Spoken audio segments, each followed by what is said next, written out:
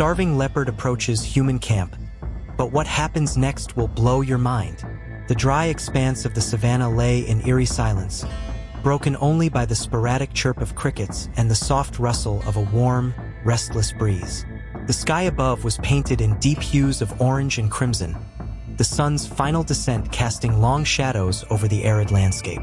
Amid the desolation, a human presence disrupted the natural rhythm. A small camp, hastily constructed, its dim firelight flickering against the encroaching darkness. Inside the camp, two figures moved cautiously.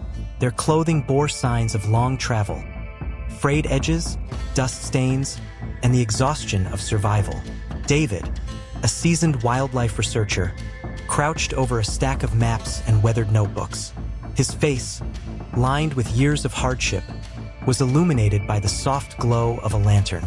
Beside him, his assistant Maria, a spirited young conservationist, carefully examined a GPS tracker, its blinking light providing little comfort in the vast wilderness. "Anything yet?" David's voice was low, almost a whisper, as though the silence itself demanded reverence. Maria shook her head. "Not since this morning. If we don't find the herd soon." Her words trailed off, but her worried glance toward the horizon finished the sentence. Beyond the camp's fragile boundaries, the night awakened. In the distance, a chorus of nocturnal life began. A symphony of howls, chirps, and distant roars. But one sound broke through, distinct and chilling, the guttural rasp of a leopard's growl. David froze, his pen halting mid-note. Maria instinctively reached for the flashlight beside her, scanning the edges of the camp. The light danced across the tall grasses, revealing nothing but the ominous sway of the wind. "It's close," David murmured, his hand inching toward the rifle propped against his chair. Suddenly, the growl came again, this time louder and more menacing. Maria's flashlight caught a glimpse of movement. A pair of golden eyes gleamed from the shadows, unblinking and fixed. The leopard emerged slowly, its sinewy form a masterpiece of stealth and power. The firelight reflected off its spotted coat, turning it into a specter of the night. David's breath hitched. This was no ordinary encounter. The leopard's gaunt frame spoke volumes. Its ribs pressed against its skin, its movements slow but deliberate. It wasn't here to intimidate. It was here because it was desperate. Maria's voice quivered as she whispered, "It's starving." The predator's low growl deepened, a haunting mix of warning and plea. For a moment, the world seemed to hold its breath. David and Maria exchanged a glance, their unspoken debate hanging heavy in the air. Fight, flee, or wait. But before a decision could be made, the leopard did something they never expected.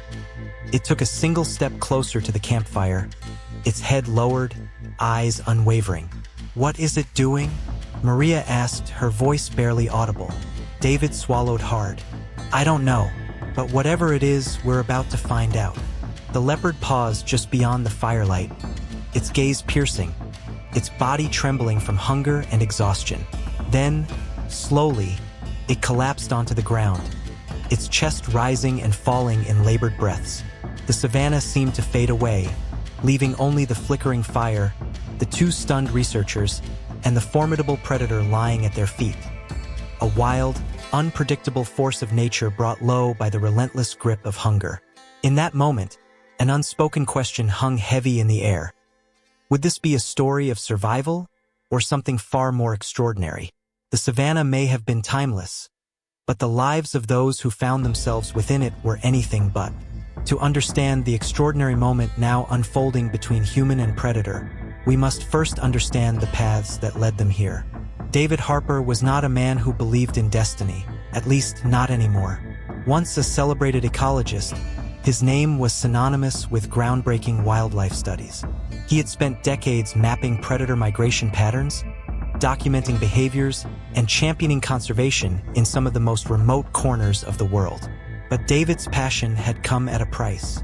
A decade earlier, his work had taken him to the rainforest, where a flash flood had upended his camp.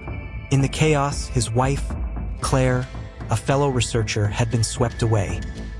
He had searched for her for days, refusing to accept the inevitable. By the time he was forced to return to civilization, he was a changed man.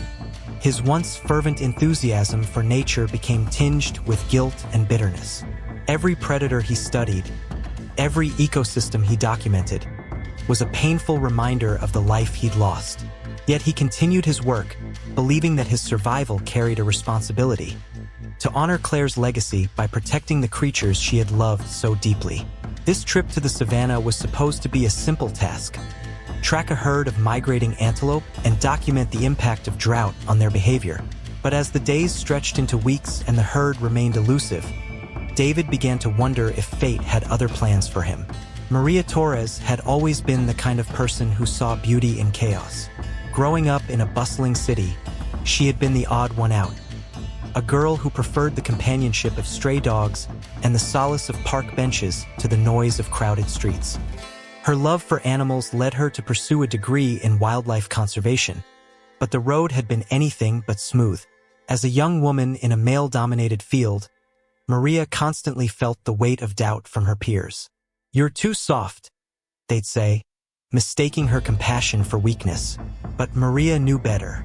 Her softness wasn't a flaw, it was her strength. When she applied to join David's research expedition, she was met with skepticism. David had made it clear he didn't need an assistant, let alone a rookie.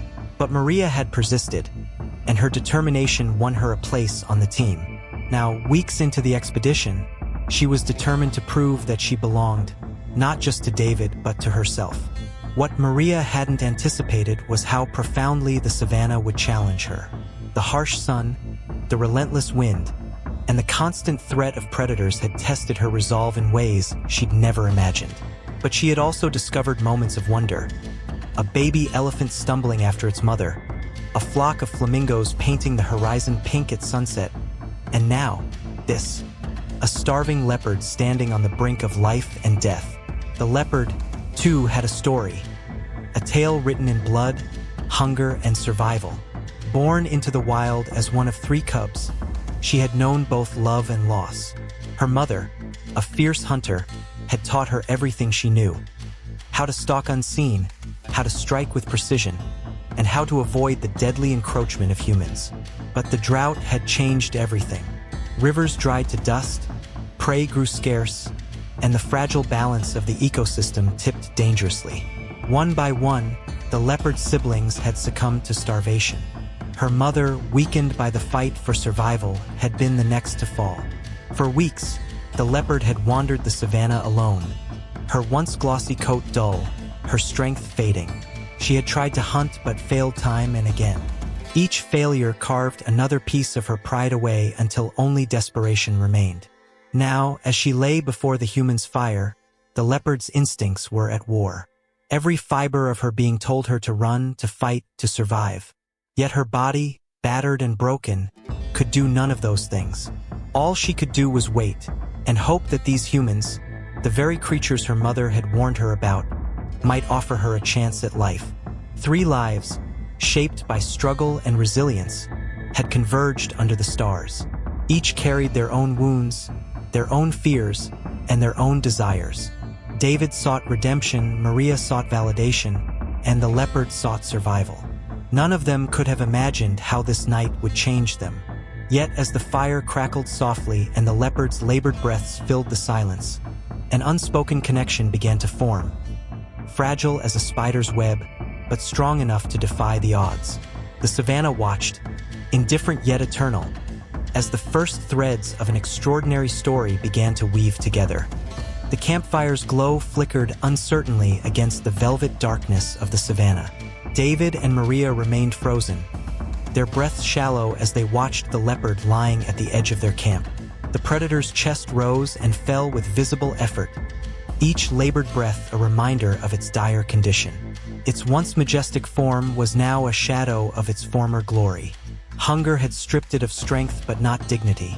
Its gaze, even in weakness, held the piercing focus of a hunter. David gripped the rifle tighter, his knuckles turning white. "We can't let it stay here," he said in a low, tense voice. "Wait!" Maria whispered urgently. She knelt closer to the fire, her eyes locked on the leopard's. Look at it, David. It's not here to attack. It's surrendering. The words hung in the air like a challenge to nature itself. Could a predator truly surrender to the very creatures it was conditioned to avoid? David hesitated, torn between decades of ingrained caution and the undeniable truth before him. The leopard wasn't moving toward them. It wasn't even growling anymore. It lay still, as though it understood that the human's mercy was its last hope. Maria reached for her backpack and slowly pulled out a small package of dried meat, a ration meant for emergencies. David shot her a disapproving look. "You're going to feed it? Are you out of your mind?" "We can't just let it die," Maria said firmly.